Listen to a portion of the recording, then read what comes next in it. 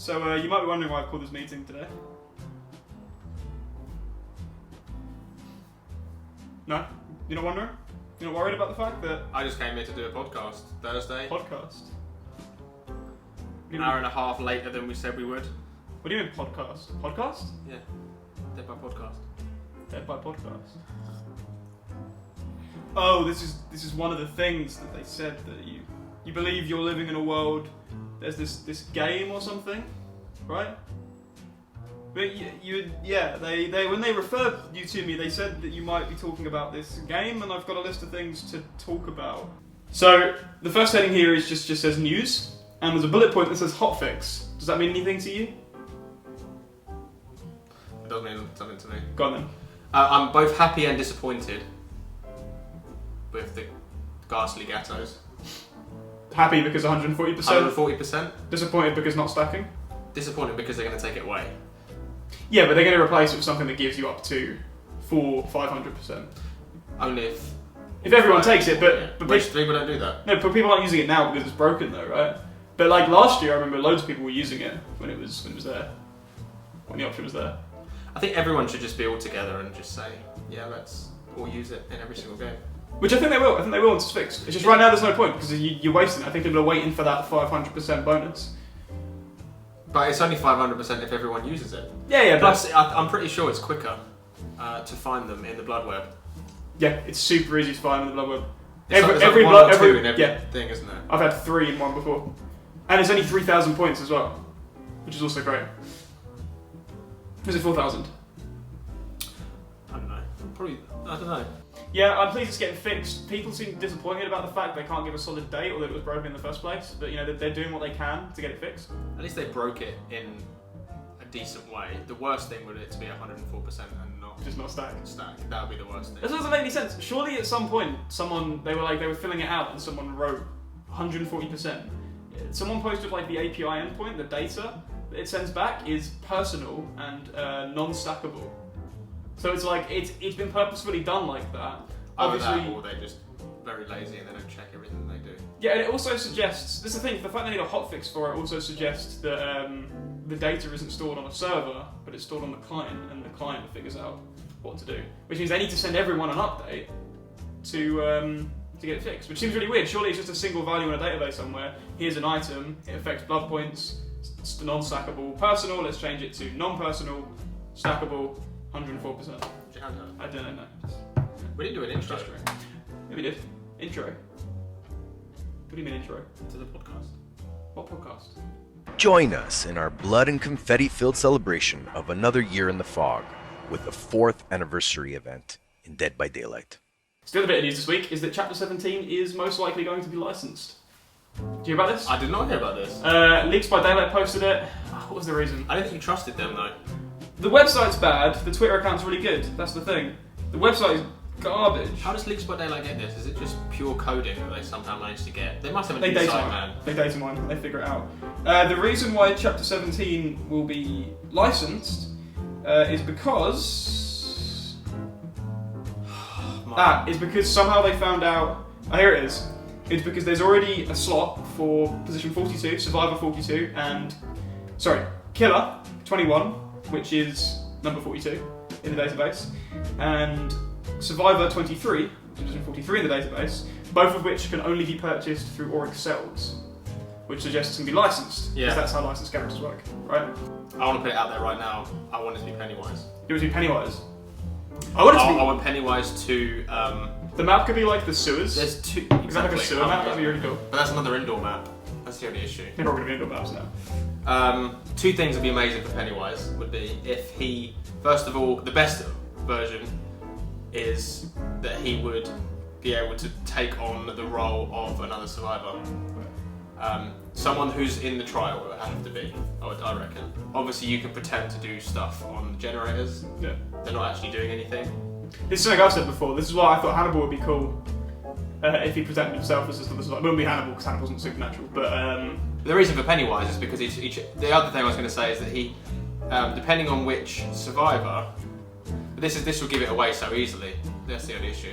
Depending on which survivor sees it, would be basically part of their background whatever they're most scared of, that's the person that they pick.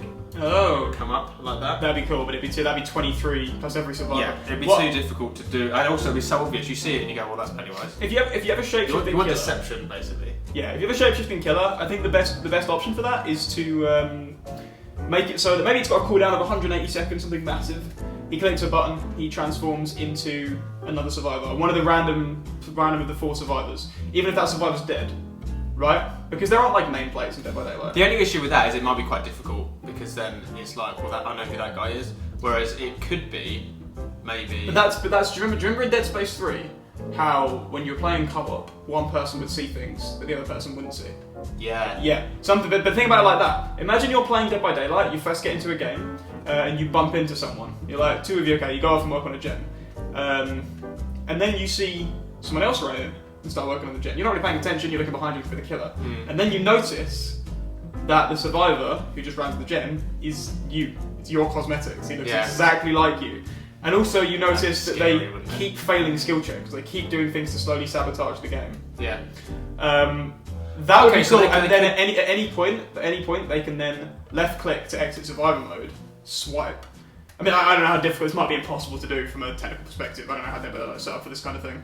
But the only way you could attack would be if you then turned back into Pennywise. So there's going to have to be that's the thing. Some sort of cooldown from the survivor into maybe like how the Doctor used to switch between treatment mode and whatever the other mode was. Yes. Maybe you right click and that switches you out. But you can only switch back to a survivor once every 180 seconds or something. I think that'd be perfect. I think that would work so well, and it's a new thing in Dead by Daylight. It'd be. Plus, I love Pennywise. I just think I'd be a Pennywise main. How cool would it be? And just a regular M1 survivor apart from that. But how cool would it be to bump into yourself in game, or that whole deception thing of, are you on this gen with me? Yeah, I'm on this gen with you. But actually, they don't realise it's a different person altogether. Or, oh, come here. You're like, what? I'm not there. That's not me. That would actually. I know, but if everyone's on comms, that'd be so easy to just go, well, I'm not there. That's but even when you've got, but that's the thing. Even when you've got 4 people on comms, there was a benefit to it. But it's impossible to accurately describe where you are at any given moment. Right? Not if they take a shroud of binding. Yeah, but then after the first gen's done, after the killer shows up, everyone scatters. It always happens. Yeah, if you were extremely coordinated, it wouldn't work. He would have to have a different ability. You know how like the Demogorgon, for example, has the portals and the lunge. But then it becomes. I mean, then maybe his main ability would be that. He'd also have something else. Yeah. I don't know what it would be though. Maybe like some sort of hypnotic. Oh, thing. What if it's something to spread survivors out? What if you M1 a survivor? Let's say you're M2. You can slowly like pull on a survivor, a bit like how Freddy used to. And if you get the wheel all the way round, that survivor teleports to a random spawn location in the map.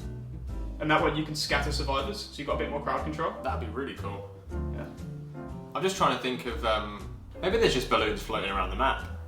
This is the thing, and this is why it's such a cool idea. Is that every time you look in it, you like go near one, it distracts you. Yeah, well, maybe you might think, oh, well, that means that when you play, you instantly know that it's Pennywise. But the good thing about becoming other survivors is that even once you know it's Pennywise, his power is not reduced. It's not like Wraith. No, that's true. Once you know it's Wraith, it's been a lookout, and you can see it. Same with Ghostface, Myers. But when you know it's Pennywise, it doesn't matter because his ability works regardless of whether or not you know who it is. It would definitely help to know the first 5 minutes of the game before you realise or whatever. Would be great. They just come up with such a good idea. I think that it won't be doable from a technical standpoint. I think the engine won't support the killer switching models that fast. And also, will they be upgrading the game for the new consoles? Yeah. Maybe that's when they get a bigger. I know all the technical terms. A bigger computer thingy, so that they can. A bigger computer thingy. Yeah, so they can put more in it. That's the problem. Behaviour Interactive don't have a big enough computer thingy to put more in it. Yeah. It's a computer thingy. It's a computer thing. Still, I think that'd be wicked. That'd be the best killer ever. I'd be Pennywise. But plus, I love Pennywise. Yeah. Such a cool killer. That'd be awesome. The other. I imagine the sounds. Yeah. As well, the noises that he make, the chase music. Well, they've messed up the chase music a little bit. Something about Pyramid Head that. He sounds like Gunslinger. Yeah, well, I really like the chase music. I think it's very similar to the chase music of the Doctor now. It's like ding ding ding ding ding ding ding. Oh, okay. Like that. But how do you feel about them going back and changing? Because I know that because I feel like this wasn't a thing when I first started playing. All killers had pretty much the same chase music But now it's like... But think about what killers they had. It was all basic stuff. Yeah. I mean, I'm pleased they're doing it. They didn't now. have anything licensed, did they, until Myers? No. Or something like that. Well, Myers was their first licensed killer, but that was one of the first DLCs. So the ones before that would just have the generic thing. They'd have to the Myers terror radius, I think, is one of the coolest thing about Myers because it makes you feel. I just love the whole design of Myers, including the music. It makes you feel like he's in the film. Because in the film, for the first hour, he's just staring, and that's exactly what he does in the game. And you have to stare at a stalk, otherwise you can't lunge. You can't do anything. You move so slowly as well. But I was going to say about Pyramid Head is I had a friend that mentioned about the chase music should be radio static, like it is in the games, where rather than you have neither right, so I don't really.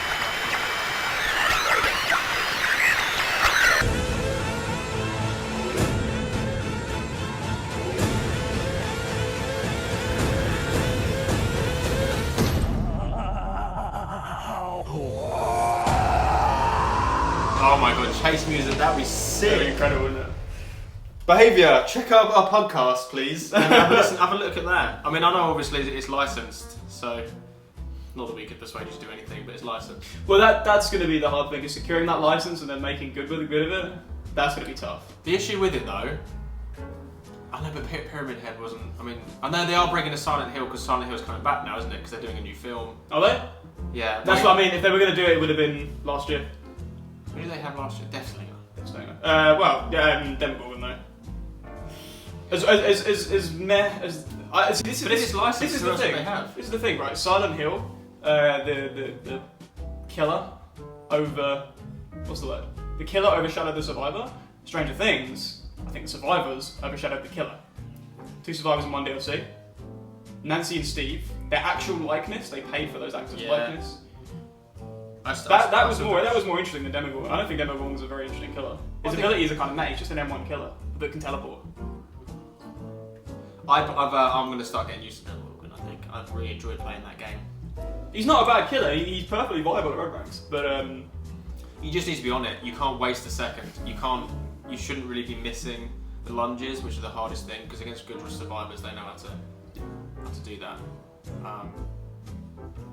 It's not like the Huntress where you can pull up and then wait and then go super quick. Yeah. It still shows him lunging in, which is a bit of a shame. Now, I need to say something actually. I showed this to Isuchi, my girlfriend, and she said, "Why are you being so negative about the game that you love?" And she's like, "Be more positive."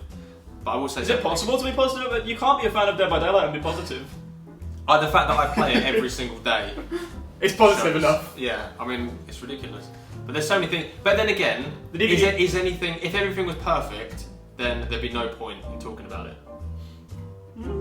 Because you need to bring up things. Yeah, that's true. Film reviews are better when the person that's reviewing the film hated the film than when they liked the film.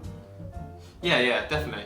But there's a thing in Fraser and Niles talking about, they're going, the opera was fantastic except for one small detail. And I remember, I think it was Daphne was like, that's just exactly the way you like it. And he was like, yeah, this one small detail that we can pick at for hours. And it's just brilliant. And they've got that lightning in a bottle thing. It's like with football. It's people get sick of how much you can talk about football, but it's because every single game of football can be different. And Dead by Daylight has the same kind of thing, like another sport. It's like every single game when it starts, it's never the same game. It might feel the same and it might be similar, but there's different things always happen. Things make you go, what? Whoa! The first 10 seconds of an Ipswich game last season, and actually the season before last, if we had kick-off, they'd pass it back, and then our defender would hoof it into the corner, and it would go out for a throw into the opposite team. Every single game. Our kick-off, back to our defender, they look forward, they go, we'll do a diag pass, boom, over the top, straight up. I think that the people complain about hitboxes, they're not complaining about hitboxes, they're complaining about lag. Because here's the thing, right? And this is the problem. That's the thing with Dead Hard. Well, this is the problem with Dead by Daylight. This is the problem with the whole of Dead by Daylight. They're going to work on it this year. They've said. I was talking about my lag video. Hit detection is done on the killer side. If you're lagging, right, as a killer, and you hit someone, even if they're actually on the other side of the map, if your game registers I've hit them, they go down. There was a video that I did against the Legion. Did you see that? In my in my last montage, my first montage video. I did, yeah. I remember turning away, going, "Oh look, there's the killer." I actually went, "Hello." Hello. because he was running off the other direction. I ran into a building, and then all of a sudden I went down. And then literally 10 seconds later, he wanders into the building and picks me up. So yeah, which I think is quite good because it's very frustrating as the killer if you're hitting something that's not there. Well, okay, so there are a couple of things. One, in that case, I don't think that was lag because I was playing a game with Francesca a few days ago on stream, and she was working on a gem. I was being chased other side of the map. She went down. It was against a Death Slinger. She had mended. She'd been hit. She'd mended, so that was all fine. It was long after she'd last been hit. And yet, randomly, out of absolutely nowhere, she just went down. No, but you don't know what the killer was looking at. Well, but he was chasing me. We were in an active chase. There wasn't any lag when he hit. It was hitting properly. She just went down, and I think some sort of glitch happened with the mend self mechanic. And I think that's what happened to you there. You were also playing against Legion, another killer you have to mend against, and I think something happened there. The other thing, with regards to lag, and yeah, that's completely right. But if it's all done on the killer side, you have situations where, for example, for the Huntress, let's say you're lagging. Let's say your games are a fifth of a second now, right? Barely noticeable even in an action game like Dead by Daylight. The issue is, if you throw a hatchet, that kind of 1/5 after 1 second is now 1 second out. Because it piles on like that, if that makes sense. If the hit registration for throwing a hatchet is done on her side still, if her hatchet hits you on her screen, that's going to put you down. But things like distance, things like the time since she threw it, that's all going to affect it, which is why hitboxes against Huntress feel so weird. Does that make sense? So this is something that you're saying that they're going to fix? It's something they said they're going to work on. They said they're going to work on server-side hit detection, which is going to be huge. But there's other things they can do. This is what I don't understand. For example, if an event happens in a game, this is the same reason why you can stun a killer and also be hit by a killer, because both those things still happen, right? What should happen is one should overwrite the other. If you're on a laggy connection, whenever you send something to the server, it should timestamp that. It should say, first. yeah, this happened at this exact moment in the game, this many milliseconds into the game. The server then gets another thing from the killer that says, oh, actually, I hit him there. And then the server's like, well, actually, this client, and we can validate this client says it hit, and this is when we talk about tick, this is what we're talking about. How difficult is it to do that? Every other game does it. Every game does it, apart from Dead by Daylight. But this goes back to my theory that Dead by Daylight wasn't ever meant to be a big thing, and that it was an accidental success of Behaviour Interactive. Yeah, but surely 4 years into it, they should have realised this is a hit. It's the same reason why I've had to remake Brawl Quest 3 times, because when you first start out with something, you don't know what it's going to become, and then you keep piling on features. You pile on features. And then the code base is this horrible, unwieldy mess of 100,000 lines of code, each doing weird things in different styles. It's why Dead by Daylight Mobile will always run better than regular Dead by Daylight, because it was made from scratch, and they knew exactly what they were doing. They knew what they were building towards. And I think for PS5, for Project Scarlet, and for the new graphics update, I think they're going to completely rewrite the whole engine. Minecraft has done the same thing with Minecraft Bedrock. Microsoft did the same thing, where they recoded it in C++ because the original code base to do that. I think they will. I think that's what they do, because there is no way they can release those new graphics updates on the Switch version of that game. They said they were doing it on console as well, didn't they? It will come to console, because it's going to be the whole game's going to be replaced. Either they keep the old graphics, but they wouldn't do that, because then each package size would increase. You've already got 32 gigabytes of assets, now you've got 100 gigabytes of assets rather than 60 or whatever. But an engine recode, potentially we can get those better graphics on Switch and other consoles, and the game will run better. Yeah, I think the running is the most important thing. The graphics in a game like Dead by Daylight, which is rich coming from me because I only play games with good graphics. The graphics aren't as important as the gameplay. They're not, but it'd be nice for them to update it. But surely that should be done after everything else has been fixed. Well, yeah, exactly. What was that? Helicopter and an aeroplane. This is the game where Jack has to name a perk. Wait, I read out the description of perks. Jack has to name those perks. There are 4 perks today: 2 killer, 2 survivor. We start off with the survivor perks. Number 1. Are you ready? Yeah. Anytime you are unhooked or unhook yourself, the hook breaks and the killer's aura is shown to you for 6 seconds. A hook broken by this perk takes 180 seconds to respawn. Why'd you have to go in with such a tough one? These are really because last week was too easy for you. These are really difficult ones. I can tell you whose perk it is as well. Yeah, Jeff. Yeah, it's Jeff. But do I get half a point for telling you whose perk it is? No. tell you what the name is. Breakdown. I wouldn't have got that. I've only unlocked Jeff because I like it cosmetic, but I realised that I don't want to spend money on cosmetics. When performing a fast vault or leaving a locker in a sprint, you leave no scratch marks for 3 seconds. This perk has a cooldown of 40 seconds. Dance with me. Correct. Your distressing presence drains and weakens your prey. While repairing generators less than 50% repair progression, survivors are afflicted by the exhausted status effect. Any existed exhaustion status effect timers are paused while the survivor is repairing a generator. After ending the repair action, the survivor is afflicted by the exhausted status effect for 3 seconds. Pointless. Oh no, it's not pointless because if you sprint burst and dead hard straight away. Yeah. Kind of works. It's very situational though. It means that the gen's about to finish. They're both injured. If you create distance, you then have to stop for 3 seconds to lose exhausted. Otherwise, and that gives the killer a chance to catch up. So it's okay. Demogorgon perk. It's a Demogorgon perk, yeah. But what's it called? Can you name that perk? No. You can't. Mindbreaker. Only 1 so far. 1 out of 3. Looking good for you. I'll get this one. Let's try this one. So could you start with stupid ones? These are all different ones. The final perk is you become obsessed with one survivor. Each time you hit your obsession, you increase the exit gate opening time by 4 seconds up to a maximum of 16 seconds. This perk... No. I'll give you another chance. It is a Freddy perk, but I'll give you one more. And it's not Blood Warden.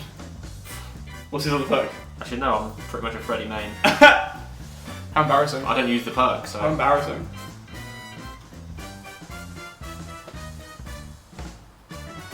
No, I don't know. Remember me.